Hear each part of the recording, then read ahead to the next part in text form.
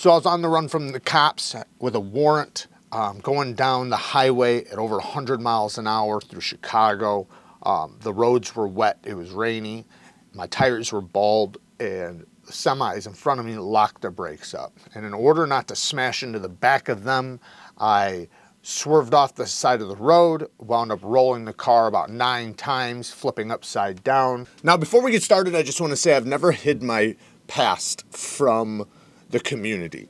I've spoke about it over and over in the lives, and it was the reason why I started story time in my lives, because I never wanted it to come back to bite me later on when maybe somebody found out that, you know, I was a felon, because it is public record. So I never wanted that people to come at me acting like I was trying to pretend like, you know, I was somebody I wasn't or anything like that. So I just want to make that clear that I've never hid it. I've always spoke about it since basically the beginning of the channel. So growing up, I was surrounded by the toughest and strongest men I've ever known in my life. Absolute beasts. I have a huge family, and most of my family all do construction of all different kinds. And, you know, the types of people that surround those environments are men that are not scared to get their hands dirty. Let's just say that. They're not scared of much. So my dad, knowing the types of people and the types of environments I'm going to be growing up in and surrounded by, and also the things I'm probably going to have to do growing up, he wanted to make sure I was tough, I was a hard worker, and street smart, street savvy, knowing how to get through just about any situation, and to be relied on and to be reliable. Started working construction when I was 10 years old. Doing all different kinds growing up, all different kinds of construction. And I grew up in a low-income Section 8 neighborhood, very poor area, lots of crime, lots of violence. I've seen lots of violence, been through lots of crime. I actually started getting in trouble at a young age. Got a criminal record starting at the age of like 13, something like that. Congratulations. Here's your graduation present. Listen, what for? I got pinched. Everybody gets pinched, but you did it right. You told them nothing, and they got nothing. I thought you'd be mad. Man, I'm not mad. I'm proud of you. You took your first pinch like a man, and you learned the 2 greatest things in life. What? Look at me. Never rat on your friends, and always keep your mouth shut. You know, the environment I was in, you know, I seen a ton of violence. You know, I've been through a lot of violence. I've even hurt a lot of people. I've gotten to tons of fights. I've seen people shot, stabbed. I've been robbed at gunpoint. I've had knives pulled out on me, and every other type of weapon. You know, I've seen a lot of violence. So when you're surrounded by that type of stuff, it desensitizes you towards it. Your behavior towards it changes, you know, and it becomes something you're just used to. It becomes something that's ordinary. I kind of almost had 2 different lives, because, you know, I had my neighborhood life and then I had my family life, which were 2 different things. At the age of 17, my dad on the job site winds up getting paralyzed. He gets hit by a backhoe. And, you know, for a man that was so connected and could do so much, it's hard for me to explain my dad, because it doesn't matter. You guys will never believe me if I told you about my dad. It wouldn't even make sense to you. You guys couldn't fathom the type of man my father was. An absolute beast, and, you know, was connected in a lot of different ways and could basically get anything done, and, you know, and definitely did. Just to give you a small idea of how he was, you know, whether you believe it or not, you know, he would call me up out of nowhere and tell me to get over there, get over here, so that I could fight somebody, you know, because he had money on it, and he was sitting there and bet money for me to fight, you know, one of his friends or something, you know, as a kid. He would, you know, do all different types of crazy stuff like that. You know, he could call you in the middle of the night and want you to go basically do a mission that was absolutely insane. You know, without going into too many details, you know, it'd be something crazy. We would sometimes sit up at our apartment building, and he would duct tape dynamite to his arrows and shoot it over the projects, as it would blow up, just to mess around. Me and him practiced drive-bys, hanging out of his handicapped van while he was paralyzed. He wanted to do it, not at a neighborhood or anything, but just like in a pile of dirt. But it was just something, that he wanted to do, so he did. I remember when he was in the hospital, he wanted to smoke a cigarette, so he wasn't allowed to, and he was actually bedridden, face down on a bed, and couldn't sit up, couldn't roll over, had to stay flat down, and wanted me to help him escape from the hospital. And we're running down the hallways, cops chasing us, the guards chasing us, everybody's chasing us, and we're trying to get away, all just to get him outside to smoke his cigarette. Because he had already been busted so many times smoking cigarettes in his room, among other things, and he had, like some of the nurses, you could say, on the payroll in a way, doing different deals with them and stuff like that, to get special privileges. And we'd ride around the hospital, like driving around, like, with him in his wheelchair and me walking, he would be observing everything and looking at things and trying to figure out ways to get the things out of the hospital into the vehicle I was in or whatever. I remember one time, just to prove a point, he pulled his gun out and started shooting holes through the ceiling while lying in bed. The office. We all have, It's called a desk pop. Fellas, look, I know you don't respect me as a police officer. Not true. I'm not stupid. I'm not going to discharge my firearm in the office. Gamble, listen to me. I'll try to make it real clear. We honor the flag, and you crap on it when you don't shoot your gun in the office. Jimmy, when's the last time you had a desk pop? September 08. Be a man. Do this now. Please do it. Pop one off. There you go. Pop it off. Don't think, just Don't go. think. Here we go. Do it, yes. Shots fired! Hey, Terry, I did my first desk pop. It's a real thing, right?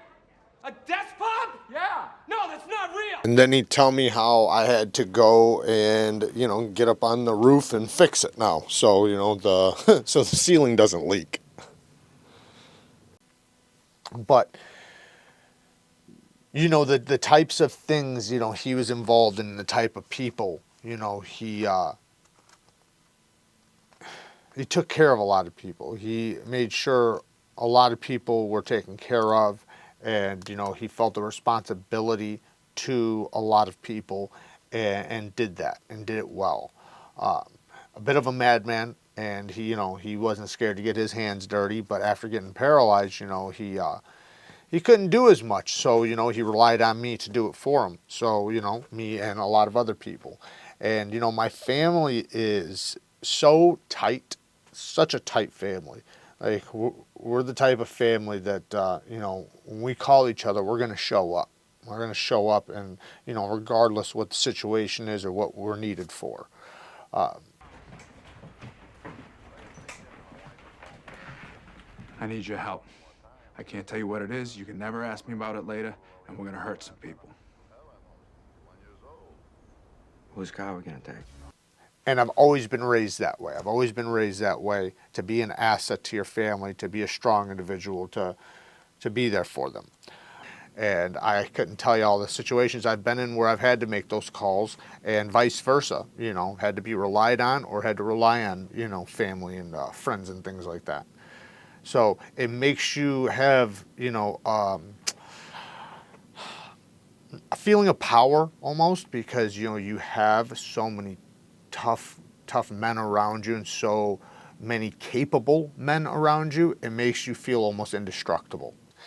And after he got hurt, it obviously slowed him down a little bit, at least for a little while. And from a man that was so involved and did so much, it was tough. But he, tough as nails. He pulled himself together, paralyzed from the nipples down. He actually lived for 13 years after he got hurt. And I took care of him, and the rest of the family did too. We all took care of him.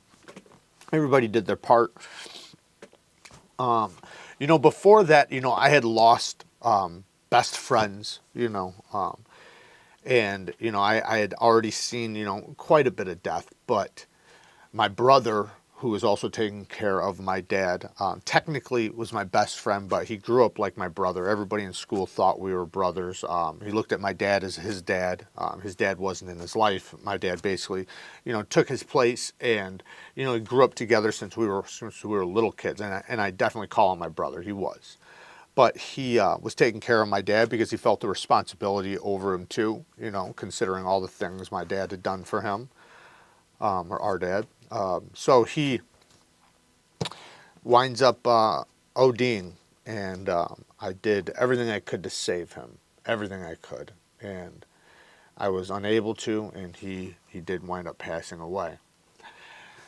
After that, I felt like I seen so much death after that. That was definitely the hardest one, but I was losing friends I had friends murdered. I had just about every type of death you can imagine. Lots of ODs.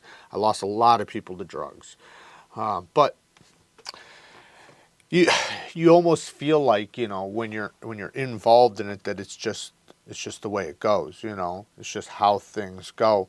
It's just like, it's weird the things you get used to, It's weird the things you can be used to. When you're surrounded by it and you're involved in it, it seems normal.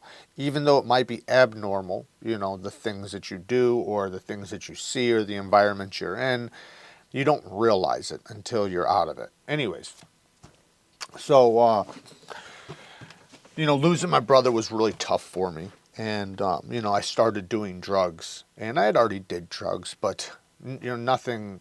Mostly party drugs. Mushrooms, bath salts, cortisone, Toradol. I got Molly, I got her sister Sandra, I got Big Frank, I got birth control, I got Plan B, I got that morphine from China. They took off the market. Shit to make your dick hard, shit to make your dick soft, shit'll find your dick. That shit there's from Kenya. Supposed to be a scurvy cure. Silverback gorillas, but for humans it just makes them violently masturbate. Did I say crack? Because I got more of that too. Crack ready. I got some ibuprofen, aspirin, I got Flintstone guns. I started doing, opiates and pills, and eventually turned to heroin. And even though I was involved in crime basically my whole life, having a criminal record since I was a little kid, even after I turned 18, started right back up. You have morals still. You have morals, and you have obligations, and there's things you're not willing to do, right? I think we can all agree that there are some crimes that are more respected than others. Now, I know no crime is really respected, but people are going to respect, say, robbing an armored truck a little bit more than, say, putting a gun in a person's face and sticking them up, right? There's going to be a little bit more respect to one. Granted, one might be more serious to some extent, but still, though, it's just the way it is, right? We're going to respect certain things a little bit more than others. And it's kind of hard for people to understand, maybe, that maybe are not involved in much crime. But there's levels, right? There's different levels and things you're willing to do, things that are petty, things that are unacceptable, right? But when you get addicted to drugs, your morals go out the window. All your morals and everything that you might hold your head high to and feel responsible for, start falling apart. And, taking care of my dad, we went through a lot of different things, with the cops, and from getting raided to, me having warrants and them chasing me. And I was running from the cops a lot, constantly. There was one time I was on the run from the cops, and I knew that they were going to come into my house. I knew that they were going to raid my house, so I had basically had a secret area, a secret room, where I knocked out some cinder blocks and made it to where I could get away from them without them ever finding me. At least, a good chance of getting away, which it actually wound up working. They sent the dogs in after me, and they did not catch me. I've told that story in my lives, a couple times. But, there were many times I ran from the cops, so many times, and it got to the point to where they wanted to catch me so bad because I had gotten away so many times. Not a lot of people get away, when you're running from the cops, and they're hot on your tail with dogs, with multiple cars. It's very unlikely you're going to get away. So seeing as that I got away so many times, it kind of, hurt their ego, I guess you could say. So they were definitely wanting to get me, and they eventually did, right? They always do. So, you can only get away so long, especially if you hold responsibilities to the area you're in and you have to stay in your surrounding area. I think the only way you could probably get away is if you, get out of Dodge. And I had done that in the past before too, so my dad winds up passing away, and while I was on the run from the cops. And, I wound up getting busted again. And, it's just I was in and out of jail so much. And a lot of things were petty. It's like, when you when you're doing things like that, 99.999% of everything you do, you get away with. You only get caught for the tiniest, dumbest things, right? Things that they're so insignificant. I feel very blessed today, and I'm going to get to that here in a second. But anyways, my dad passes away, and things got real tough for me. I didn't have my dad. My dad didn't have my back anymore. I was definitely struggling, and things went downhill really, really fast. And, I lost myself, man. I lost myself. I was doing things I never would have imagined myself doing. And it's disgusting. And I wound up, I was on the highway. I was on the run from the cops, had a warrant for my arrest. And I'm going down the highway, going over 100 miles an hour while it's raining with bald tires. Just completely stupid, being a moron, while having a warrant. So if anything happens, I'm getting locked up.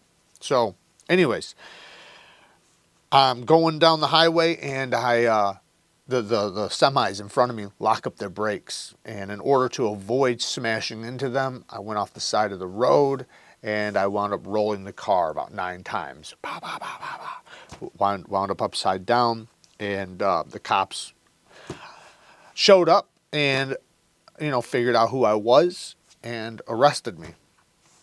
Well, that was basically the start, or that was basically the beginning of the end of all that. Because after, going to jail, my crimes that I was being arrested for were starting to get serious. It was I got arrested for a Class 1, Class 2 felony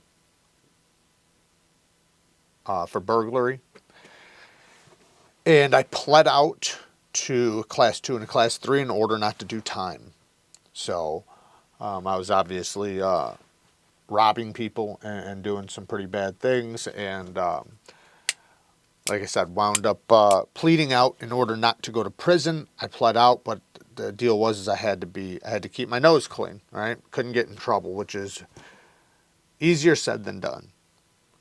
But I knew that this was a second chance. Like, if I mess this up, I'm 100% going to prison. So I had a choice to make. Either one, in which my whole life I always kind of knew, like, that I was going to go to jail, going to probably go to prison, things like that. Like, that's how I always felt like that.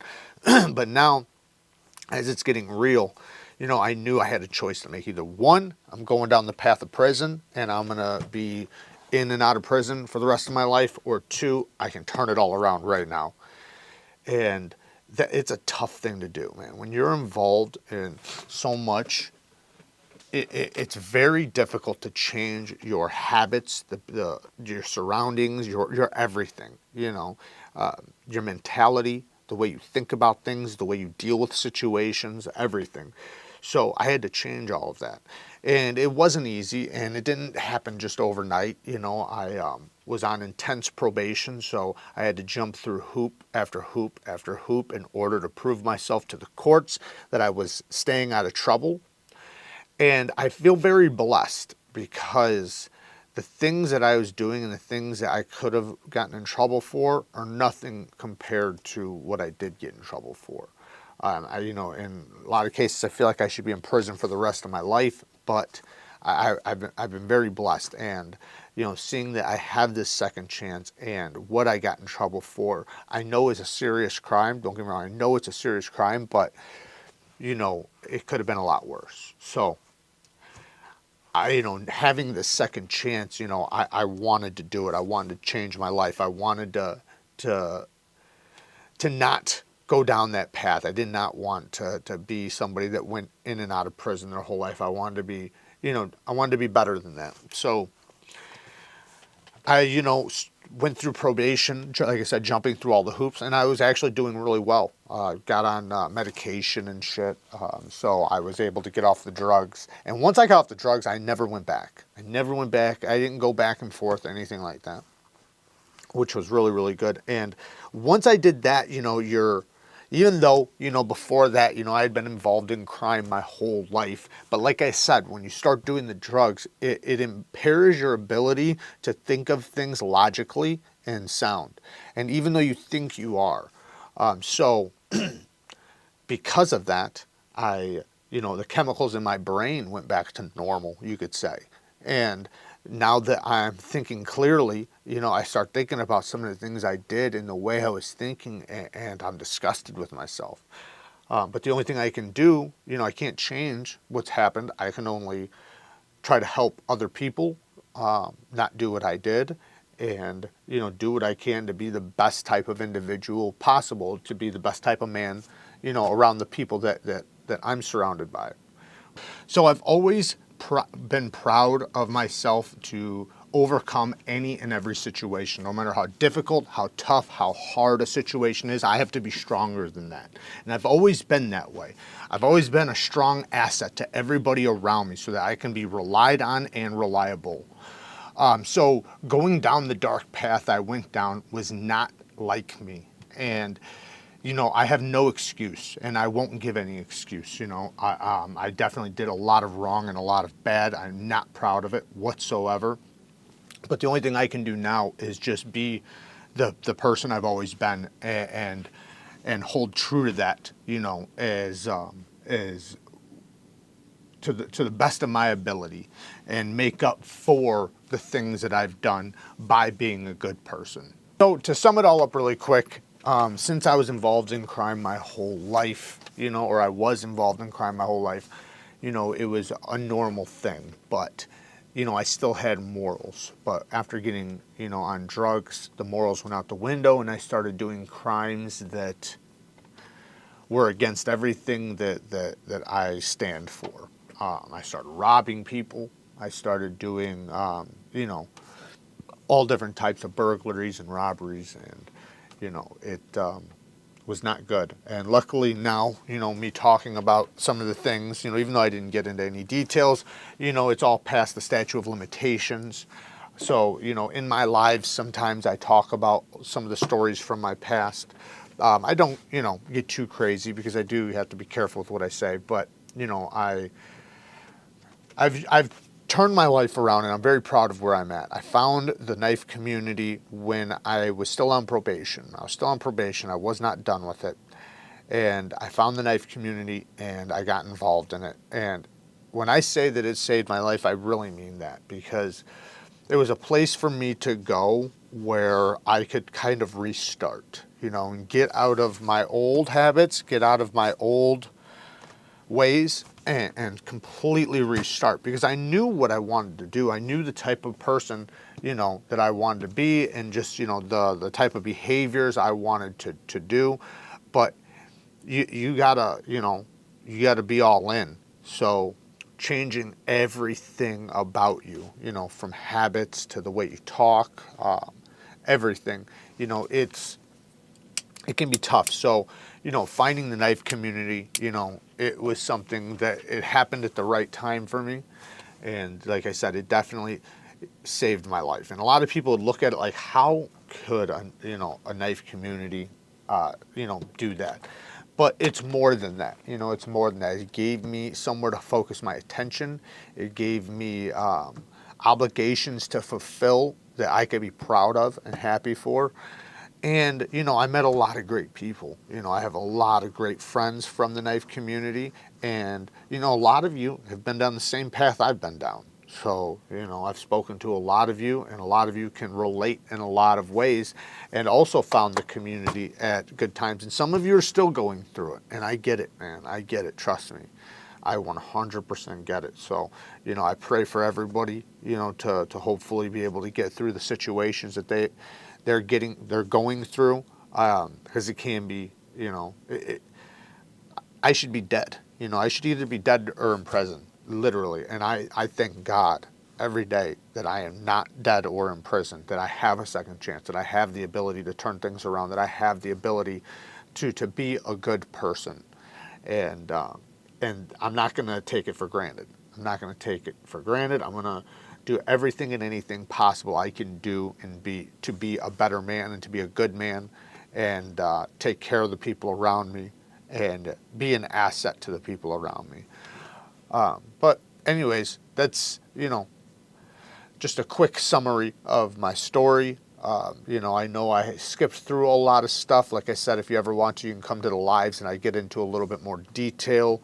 But work hard, stay tough. You know society's relying on you. Until next time, peace.